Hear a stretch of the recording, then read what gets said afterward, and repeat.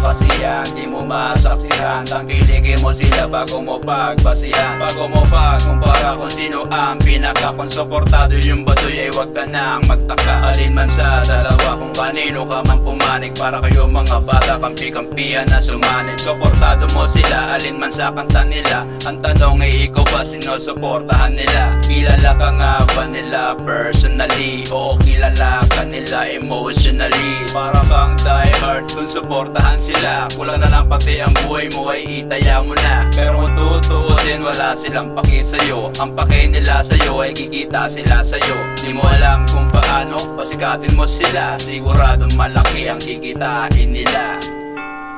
Bars.